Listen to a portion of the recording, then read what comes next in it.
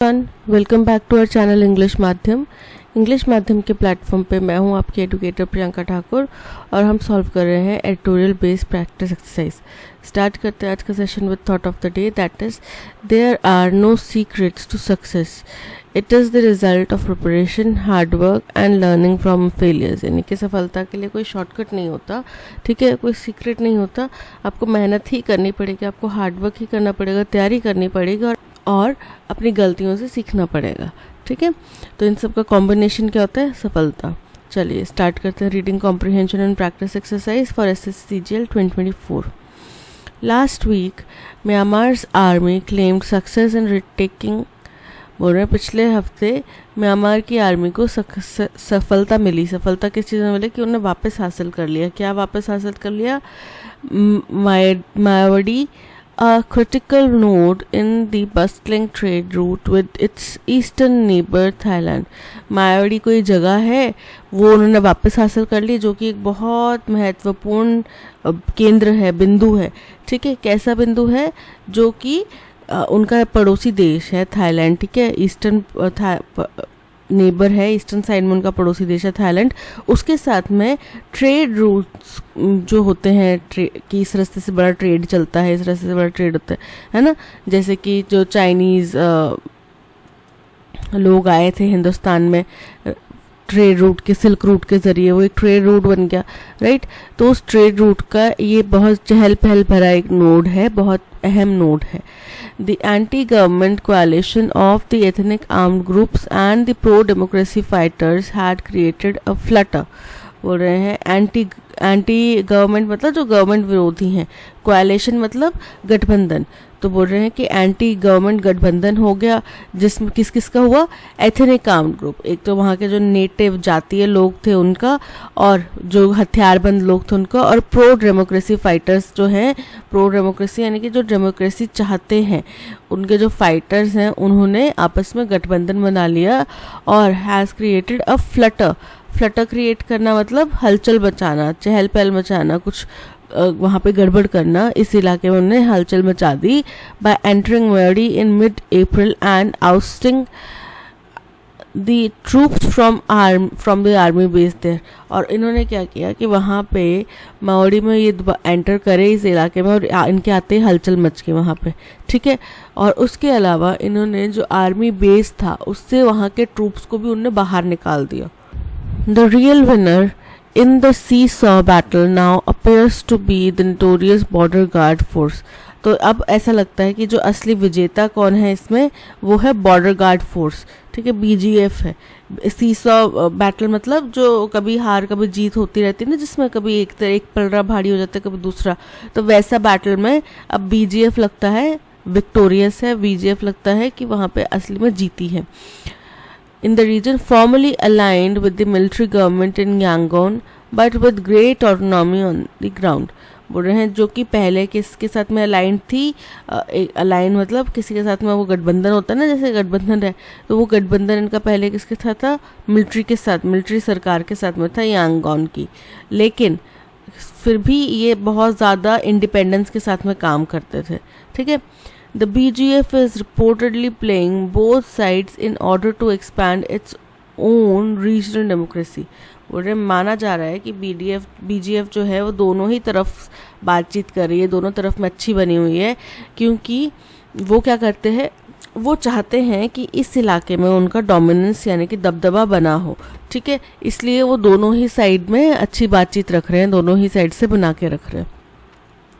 It also presides over a massive regional criminal network। इसका मतलब क्या हुआ? presides over a massive regional, कि भाई वहाँ के जितने भी क्रिमिनल्स हैं उनके अध्यक्ष हैं ये BGF जो है, वो उनके ऊपर भी उनका दबदबा है, उनके जो बोलते हैं ना बॉस हैं वैसे हैं। दैट ऑपरेट्स गैम्बलिंग कसिनोज, जो वहाँ पे गैम्बलिंग कसिनोज चलाते हैं, ड्रग ट्रेड चलाते हैं और इलीगल ट्रैफिकिंग चलाते हैं थाई बॉर्डर पे। The battle for Mayaudi captures the larger story of the breakdown of the state in Myanmar। State मतलब सरकार का टूटना, ठीक है। यहाँ पे स्टेट मतलब कोई राज्य का टूटना नहीं, सरकार का टूटना। तो बोल रहे हैं कि ये जो मायावडी में युद्ध हुआ और जो मायावडी को कैप्चर कर लिया गया, ये बहुत बड़ी कहानी बताता है कि किस तरीके से स्टेट की सरकार जो है, इस देश की सरकार जो है वो टूट गई है। Since its independence, Myanmar never enjoyed sustained control over all its territory. बोल रहे हैं जब से म्यांमार आज़ाद हुआ है तब से ऐसा कभी नहीं हुआ कि वो लंबे समय तक अपनी सभी टेरिटरीज के ऊपर काबिज रह पाया, उनका पूरा कंट्रोल हुआ, ऐसा कभी भी नहीं हुआ। The conflict between the majority Bamars and several ethnic minority groups has left the state's control over its frontier shaky. बोल रहे हैं क्योंकि यहाँ के जो एथनिक ग्रुप हैं, जातीय लोग हैं, और जो मेजॉरिटी के बामार लोग हैं, इनके बीच में कन्फ्लिक्ट था, तो इसकी वजह से ये स्टेट जो है उसको अगर हम बात करें कि कंट्रोल के मामले में वो हमेशा से शेकी रहा, शेकी मतलब अस्थिर रहा। But the situation has never been as grim as it is today. लेकिन स्थिति इतनी गंभीर कभी भी नहीं हुई जितनी आज हो गई है। Since the unpopular and ineffective 2020 coup, the army has lost control over much of the troubled nation as the pro-democracy Bamar groups joined hands with the ethnic armed groups to end army rule. और क्यों किया join इन्होंने? ताकि वो army rule को and कर सकें। The country's frontier have always drawn trans-border networks of illegal groups. देश के जो फ्रंटियर्स हैं उन्होंने हमेशा ट्रांस बॉर्डर ग्रुप से क्या किया है, नेटवर्क जो है इलीगल, उनने हमेशा ही जो बॉर्डर पार से जो इलीगल ग्रुप्स हैं उनका हमेशा से ध्यान केंद्रित आकर्षित किया है। That attraction has grown down. अब ये अट्रैक्शन बढ़ चुका है। As the threat from the collapsing authority of Myanmarese state envelops the rest of the region. अब जैसे जैसे ये जो यहाँ पे जो इनकी सरकार गिर रही है, कोलैप्स हो रही है, तो क्या हो रहा है कि इनको खतरा भी बढ़ रहा है इस इलाके में, बाकी इस इलाके के लोगों को भी खतरा बढ़ रहा है कि भाई the intervention of external powers has become acute, कि बाहर के दोष हस्तक्षेप करेंगे और ये हस्तक्षेप जो है वो बहुत बढ़ जाएगा। While the main regional forum ASEAN has been unable to deal with the challenges, अब जो यहाँ पे आपको पता है ASEAN करके एक ग्रुप है, ठीक है, वो जैसे अलग अलग संस्थाएं हैं, यूनेस्को है, तो अब ये इनका ASEAN करके इन्होंने बनाया है।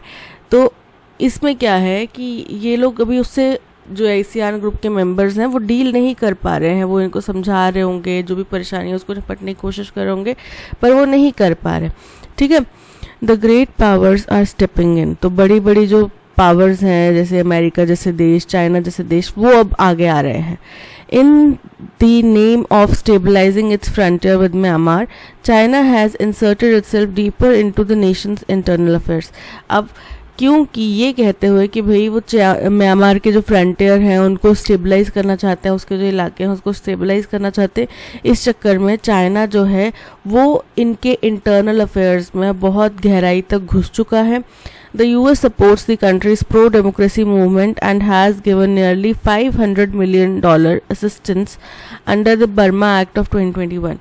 और US ने भी, अब यहाँ पे चाइना तो बता दिया कैसे उसमें इंटरफेयर कर रहा है, लेकिन US भी जो प्रो डेमोक्रेसी मूवमेंट चल रहा है देश में उसको सपोर्ट कर रहा है, और उसने $500 मिलियन का असिस्टेंस मतलब मदद दी है बर्मा एक्ट 2021 के तहत। अब जहाँ पे भी चाइना, US, बाहर के देश इंटरफेयर करते हैं, आप दुनिया में इतिहास कहीं से का भी उठा के देख लो, वो देश धीरे धीरे करके तबाह होने के कगार पर पहुंच जाता है, ठीक है।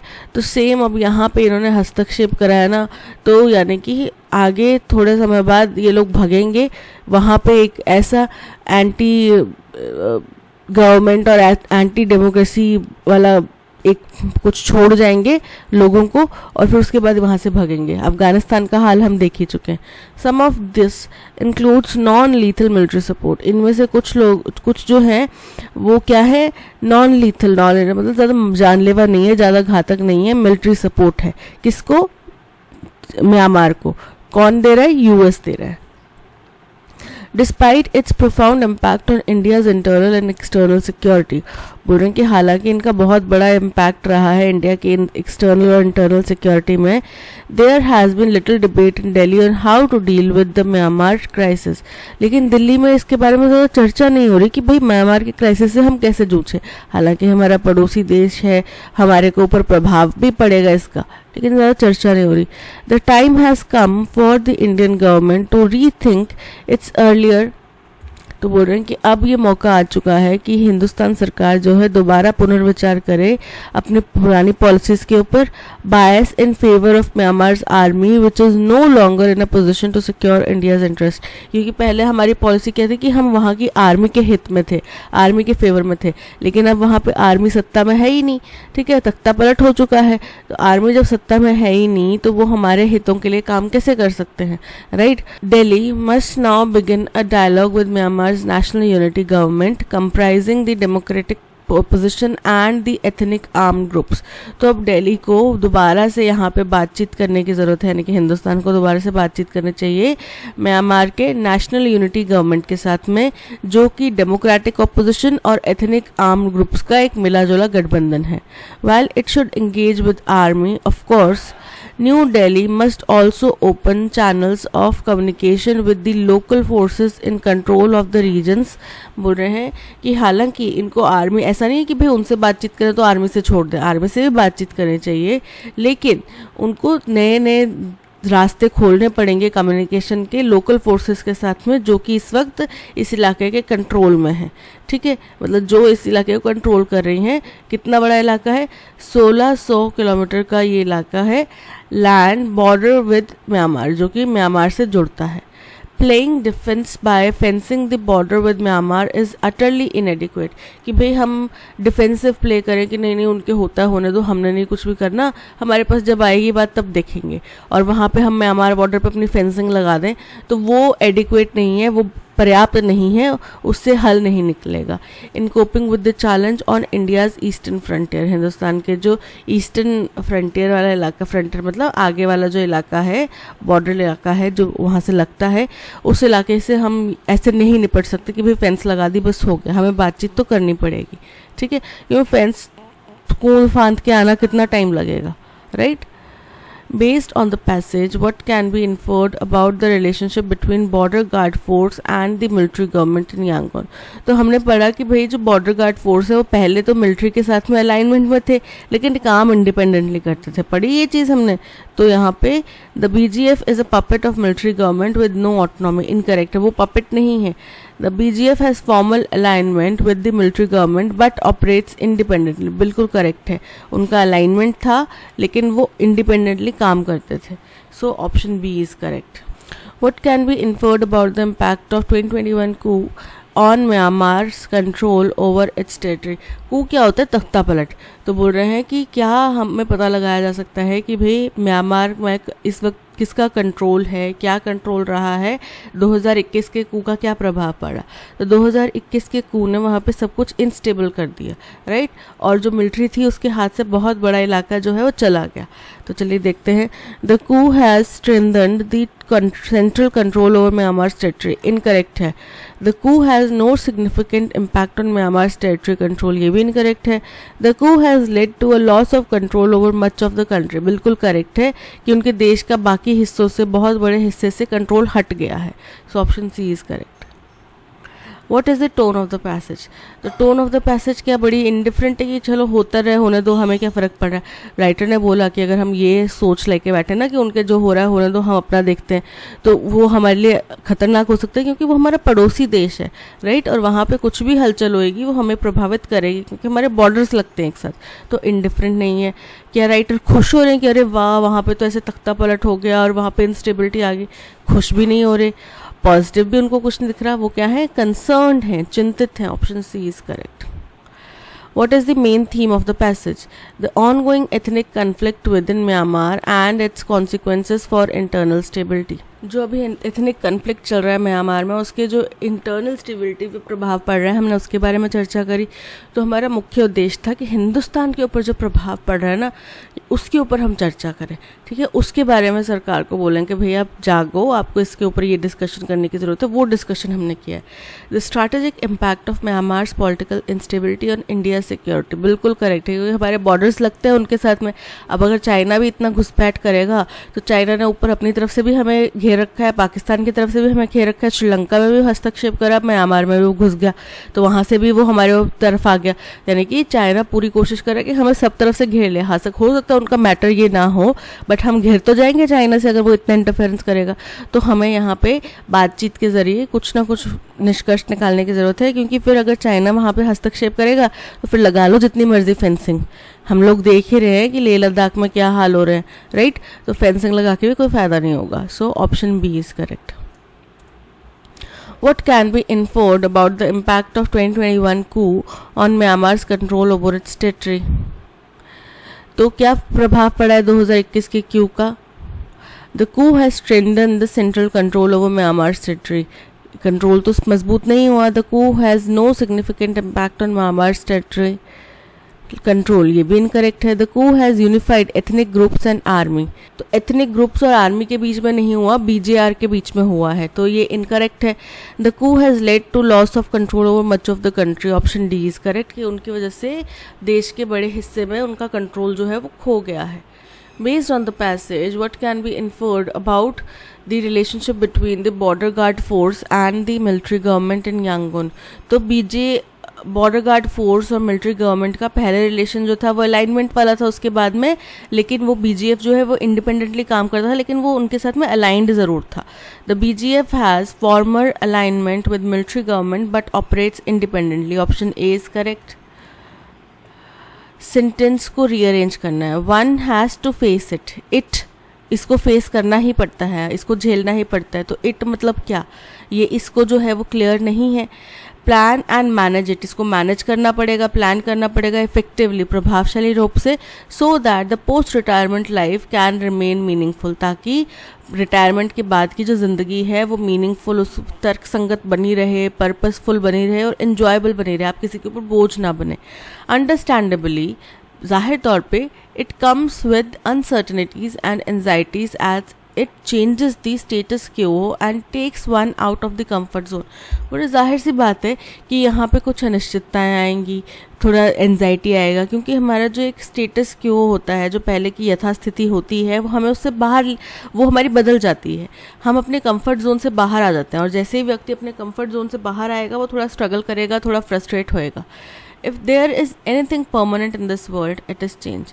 तो ये एक जेनरिक स्टेटमेंट होगी कि अगर संसार में कुछ भी चीज़ जो निश्चित है वो अनिश्चितता है। अनिश्चितता हमेशा संसार में, ये एक तरीके का मेटाफर है कि भाई परिवर्तन जो है वो संसार का नियम है, वो हमेशा रहेगा, वो होता ही रहेगा, जबकि वो है परिवर्तन, वो है बदलाव। Retirement from work is such an inevitability and one of the most important transition in the life of employees. तो ऐसा ही एक परिवर्तन क्या है, रिटायरमेंट। और ये क्या है, ये इनएविटेबिलिटी है, यानी कि इसको टाला नहीं जा सकता।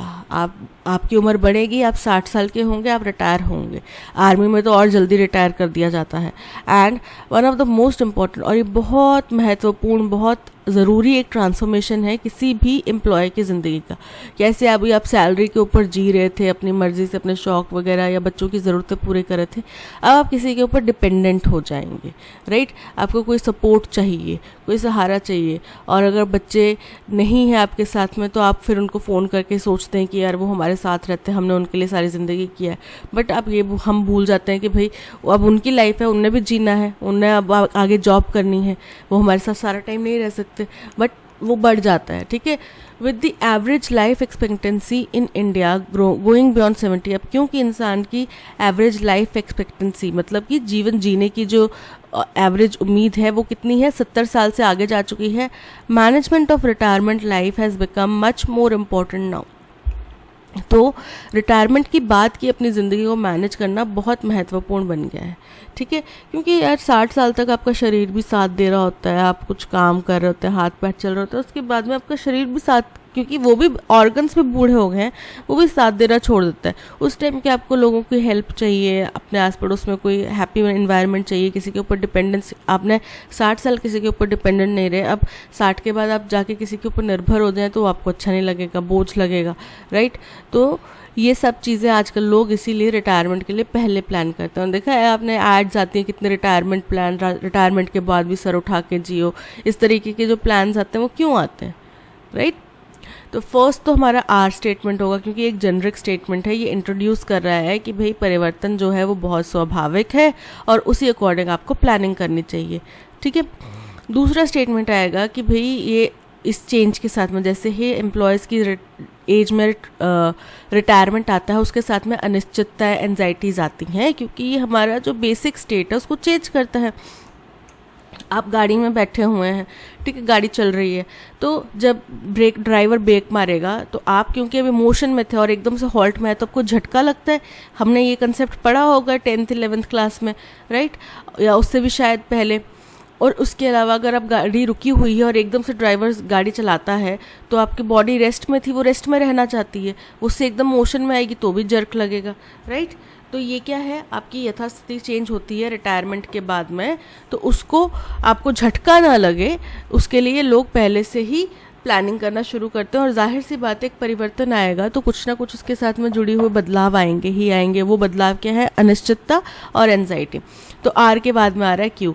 अब देखो अपने ऑप्शंस देखो, सबसे पहले देखो फर्स्ट ऑप्शन आर कहाँ पर आ रहा है, ऑप्शन ए में और ऑप्शन डी में। सी और बी में क्यू आ रहा है तो ये दोनों हो जाते हैं एलिमिनेट, ठीक है। अब ए में आर के बाद में एस आ रहा है, लेकिन हम यहाँ पे जानते हैं कि हमारा आर के बाद में क्यू आ रहा है, क्योंकि वो रिटायरमेंट के बाद की अनिश्चितताओं के बारे में एक बेस बंधा रहे हैं। तो ऑप्शन ए इनकरेक्ट हो जाता है, बचा क्या, option D, R Q P S, option D is correct. My father lifted me on his shoulders so that I could have a clear view. मेरे पिताजी ने मुझे अपने कंधों पे उठा लिया ताकि मैं साफ साफ देख सकूं। I could see him in a slow moving open car standing and waving to the crowd. फिर मैं उनको देख पाया, एक धीरे धीरे चलती हुई ओपन कार में वो खड़े थे और वो क्राउड की तरफ वेव कर रहे थे, हाथ हिला रहे थे। My father took me to sector 19 of Madhya Marg. ये अगर आपको नहीं पता तो पश्चिम मार्ग, मध्य मार्ग, ये कहाँ बने हुए हैं, चंडीगढ़ में बने हुए हैं, ठीक है। उनको रोड्स को इसी तरीके से 2 भागों में डिवाइड किया गया।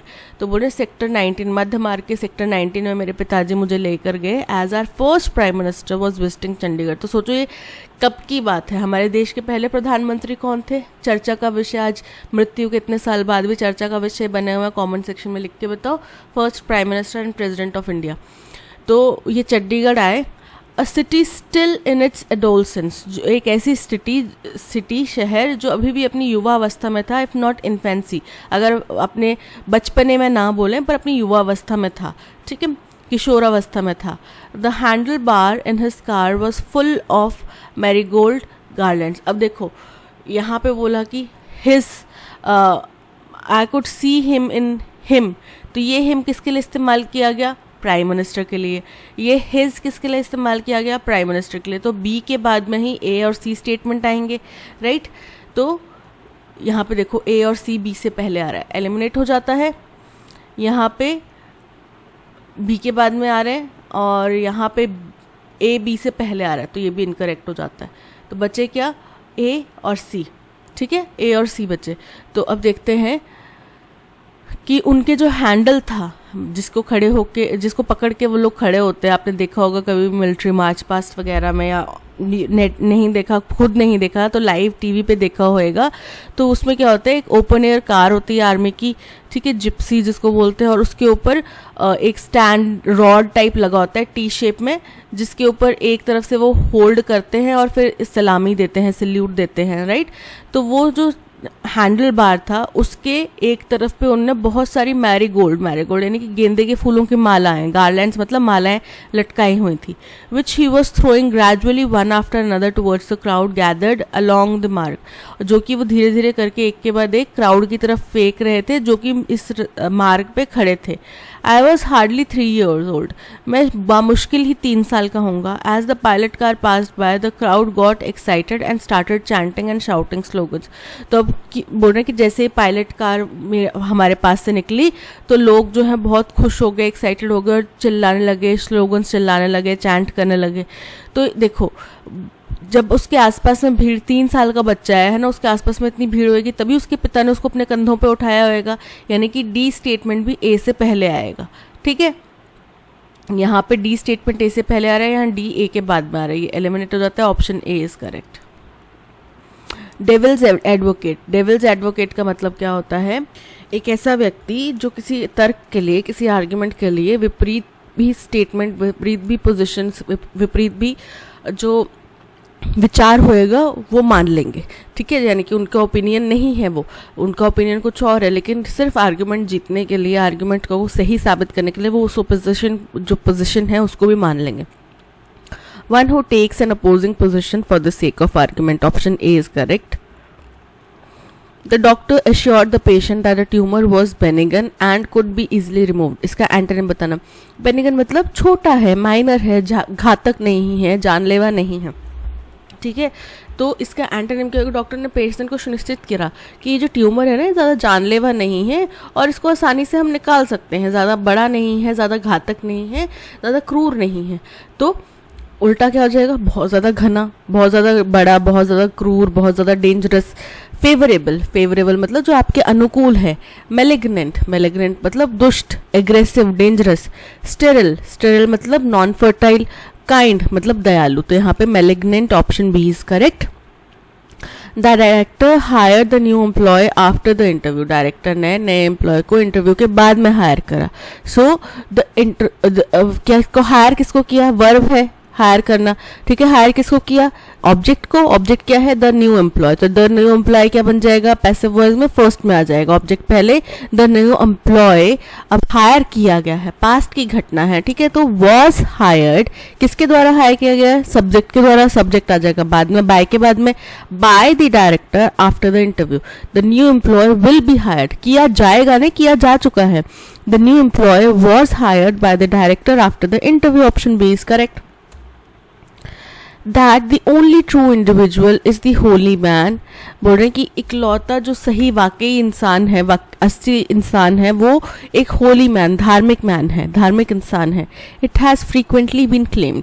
अक्सर ये कहा जाता है which the traditional society of India tolerates. जिसको हिंदुस्तान की जो ट्रेडिशनल सोसाइटी है वो मानेगी, वो बर्दाश्त करेगी.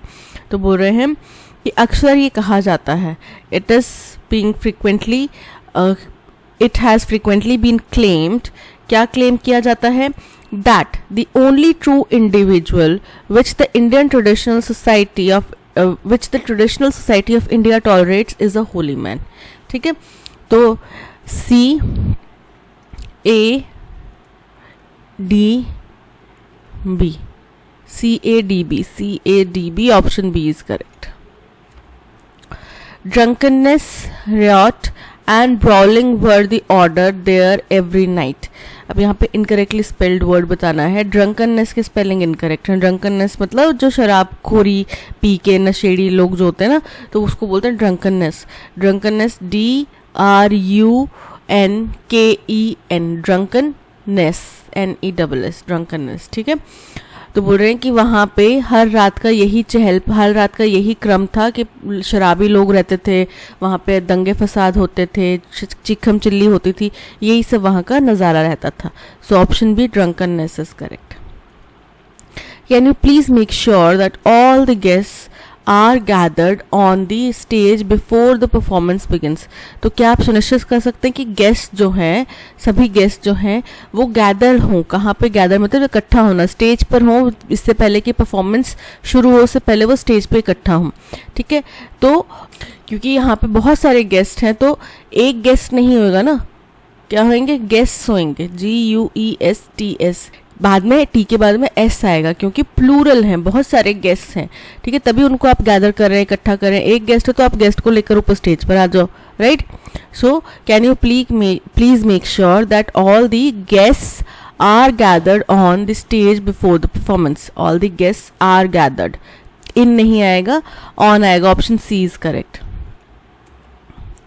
Spill the beans, spill the beans मतलब आपने कुछ सीक्रेट रखा था, उसको किसी ने उजागर कर दिया, गलती से हो गया, जानबूझ के हो गया, लेकिन आपका सीक्रेट जो है वो उजागर हो गया। Open the flow of stopped water, कि भाई रुका हुआ पानी था उसका बहाव चल पड़ा, ये इनकरेक्ट है। लिबरेट द कंट्रोल्ड इमोशंस, जो आपके कंट्रोल्ड इमोशंस है, आप अपने इमोशंस को कंट्रोल करके उनको खुला छोड़ दो, इनकरेक्ट है। Distribute food grains freely, incorrect है। Disclose the secret accidentally, option D is correct. The king's coronation ceremony was a grand affair, coronation मतलब जो उनका राज तिलक होता है, तो जो राजा का जो राज तिलक था वो बहुत बड़ा ग्रैंड अफेयर था, मतलब बहुत भव्य था। With all the nobles and dignitaries dressed in their finest insignia of royalty.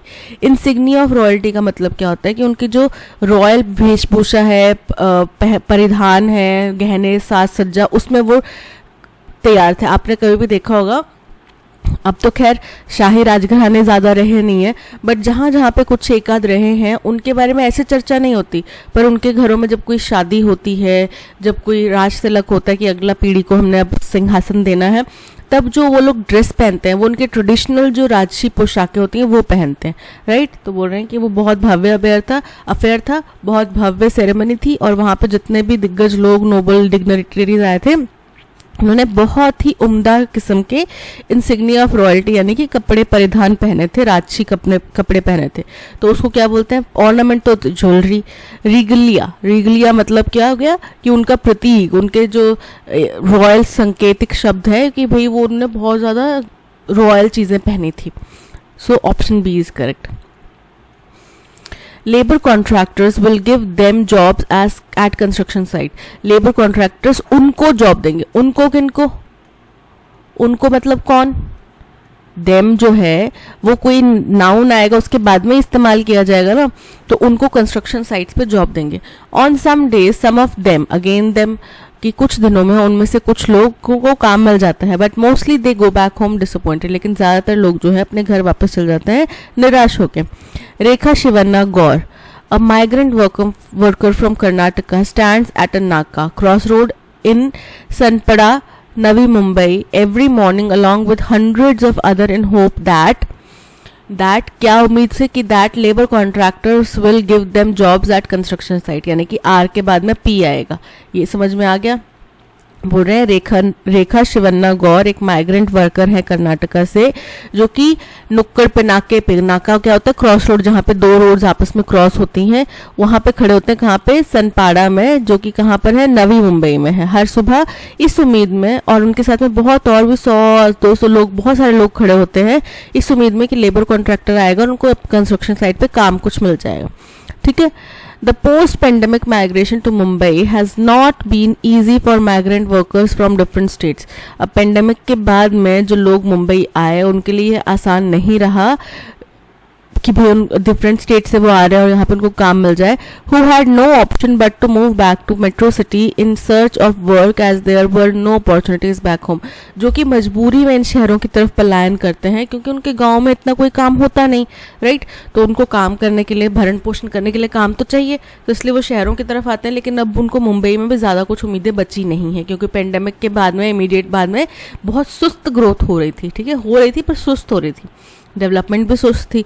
ठीक है, तो उस वजह से कई लोगों को काफ़ी समय तक संघर्ष करना पड़ा। तो आर जो है हमारा फर्स्ट स्टेटमेंट है जो कि इंट्रोड्यूस करता है कि भाई एक कोई माइग्रेंट वर्कर है, वो किस तरीके से काम की तलाश कर रहे हैं। ठीक है, और हमें पता है आर के बाद में पी आएगा। ठीक, आर के बाद में पी आएगा। अब कई दिनों में इन लोगों को काम मिल जाता है, कई दिनों में उनको वापस घर डिसअपॉइंटेड लौटना पड़ता है। ये हो गया 3। और 4 हो गया कि भाई क्यों है ये स्थिति, क्योंकि पेंडेमिक के बाद में आसान नहीं रहा काम करना। तो हमारा अरेंजमेंट क्या बन रहा है, RPQS, RPSQ, RPQS, option D is correct. She was completely baffled by his strange behaviour. Baffled मतलब एकदम हक्का बक्का रह जाना, कंफ्यूज हो जाना, एकदम भौचक्का रह जाना, उनको समझ में ही नहीं आ रहा कि ये क्या हो गया।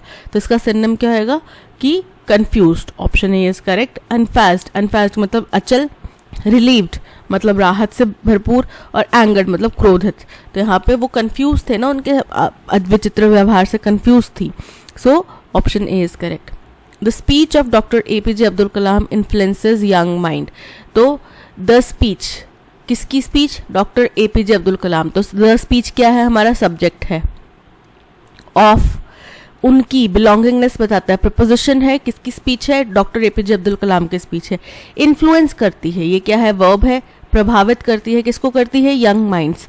यंग माइंड्स क्या हो गया? हमारा ऑब्जेक्ट। तो ऑब्जेक्ट पहले आ जाएगा, यंग माइंड्स। अब बहुत सारे होंगे, एक युवा तो नहीं है, बहुत सारे नौजवान हैं, बहुत सारे युवा हैं, तो आर क्या आ जाएगा? प्लूरल बताने के लिए आर इन्फ्लुएंस्ड। करती है, करती थी नहीं, पास की घटना नहीं, करती है, तो क्या आएगा? वर नहीं आएगा, आएगा आर। ठीक है, तो young minds are influenced by the speech of doctor APJ Abdul Kalam. Option C is correct. Option C is correct. One who possesses outstanding technical ability in particular art or field, कोई ऐसा व्यक्ति जो किसी भी आर्ट कला में बहुत टेक्निकल क्षमता रखता है, बहुत उम्दा है, आउटस्टैंडिंग है, उसको क्या बोलते हैं? वर्च्यूसो। उसको क्या बोलते हैं? वर्च्यूसो। अब वर्चुअस और वर्च्यूसो एक तरह के वर्ड्स लग रहे हैं। वर्चुअस का मतलब होता है बहुत शिष्टाचार से रहने वाला, सदाचारी व्यक्ति, जिसमें बहुत मॉरल्स हैं, हाई ग्राउंड्स हैं। और वर्च्यूसो मतलब ऐसा व्यक्ति जो बहुत उम्दा कलाकार है, अपनी फील्ड का माहिर है, हो गया virtuoso. Option B is correct. Government, government मतलब कि भोजन से प्यार करने वाला। और एमेच्योर, एमेच्योर मतलब जो शौकिया तौर पे काम करता है। So option B virtuoso is correct.